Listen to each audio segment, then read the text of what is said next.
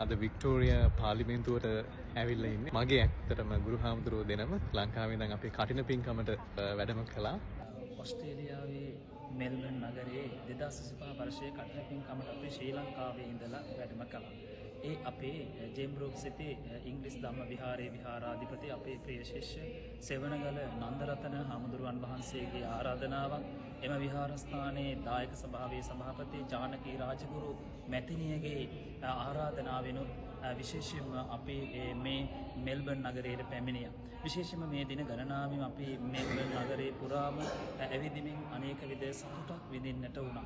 අද විශේෂ දවසක් වෙනවා. විශේෂයෙන්ම මෙල්බන් වික්ටෝරියා පාර්ලිමේන්තුව නැරඹීම සඳහා අපි පැමිණිලා මේ වෙනතෙක්ම උදේ තේ පෙන් සංග්‍රහයක් ඒ වගේම දහවල් ආහාරයද ලබා ගනිමින් මේ වික්ටෝරියා මහරජුණගේ පිළිමේ අභිය සහිතගෙන ඉතාම සතුටින් මේ වෙලාව තුළ කතා කරන්නේ අපේ ජීවිතේ ලැබිච්ච මහඟු අවස්ථාවක්.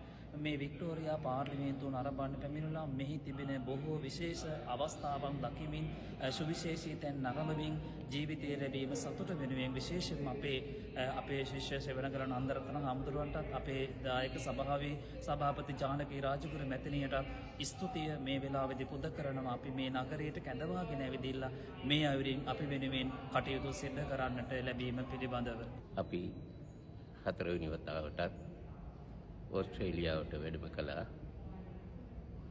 ඉංග්‍රීසි ධම්ම ටෙම්පල්හි අධිපත්‍යය දරන අපේ සෙවණගල නන්දරතන ස්වාමීන් වහන්සේගේ ආරාධනය පරිදි කටින පින්කම නිම කරලා වික්ටෝරියා ප්‍රාන්තයෙහි සිරි නරඹමින් අද දින වික්ටෝරියා පාර්ලිමේන්තුවට පැමිණිලා වික්ටෝරියා පාර්ලිමේන්තුවේදී දහවල දානය වළඳලා තවදුරටත් අපි ඒ වික්ටෝරියා ප්‍රාන්තයේ සිරි නරඹමින් සිටින අවස්ථාව මේ අපේ චාරිකාවට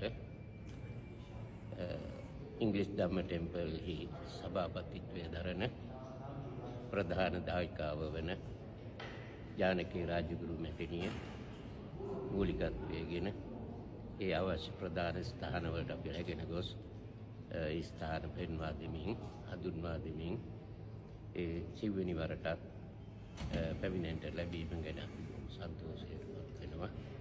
අපේ සෙවණගල නන්දරත්න පොඩි හාමුදුරන් වහන්සේට ජානකී රාජගුරු මැතිණියටත් නිදුක් නිරෝගී සම්පන්නිය දීර්ඝායුෂ ලැබෙන්න කියලා අපි ආශිර්වාද කරනවා. දිරුවන් සරණයි.